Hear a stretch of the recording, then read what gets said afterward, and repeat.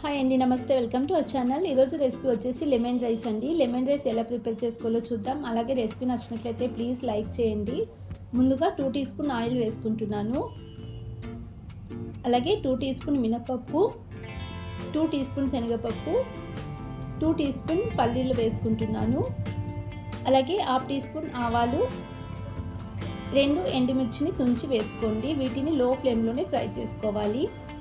ఇవి కొద్దిగా వేగిన తర్వాత కరివేపాకు వేసుకుంటున్నాను.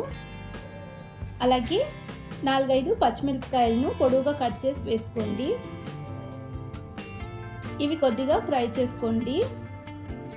ఇలా ఫ్రై అయిన తర్వాత ఇందులోనే 1/2 టీ స్పూన్ పసుపు వేసుకుంటున్నాను. ఒక 2 నిమిషాల పాటు ఈ విధంగా మిక్స్ చేసుకుని స్టవ్ ఆఫ్ చేసేసుకోండి. తర్వాత ఉడికించి పక్కన పెట్టుకున్న రైస్ వేసుకుంటున్నాను.